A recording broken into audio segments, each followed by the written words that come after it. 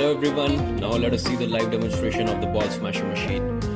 For using the machine, we need to first connect with the Bluetooth device. For doing that, I'm going to click on this button and I'm going to select the device with which I want to connect.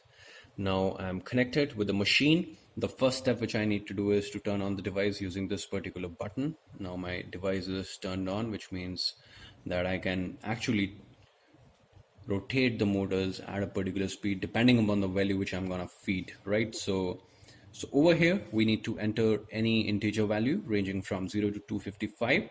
Let us say I'm gonna enter 100 as a value, and when I click on the send button, this particular data will be sent over Bluetooth to MSP430 launchpad. It receives that particular data and adjust the speed of both the rollers, right? So these two rollers are connected to two DC motors, and the speed of these motors will be controlled depending upon the data which we are sending from the mobile phone application. If I send 100, it's gonna rotate them at a particular RPM value. If I'm gonna take it up, which means 150, 160, 170, then in that case the speed of the motors will increase. And if I decrease it from 100, 70, 80, somewhere around that value, it's gonna decrease the speed of the motor, right? So it's actually the PWM implementation that we are gonna follow over here, right?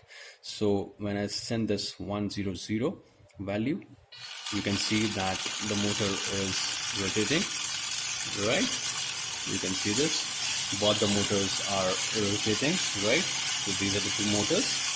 And if I'm gonna send, let us say, some other value, let's increase it to 150 and click on the send button again. When I click on this, you can see that the speed of the motors has increased, right? It's creating a lot of noise. The speed has increased. And now if I want to decrease the speed of rotation of the motors, I can send a value, let us say close to 90, 95,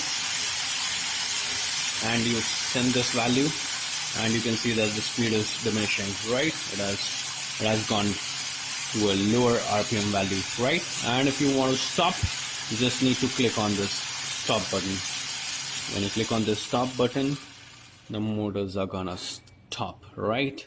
So that's how this machine operates. So let's throw the ball and see whether it's gonna be thrown at a certain distance or not.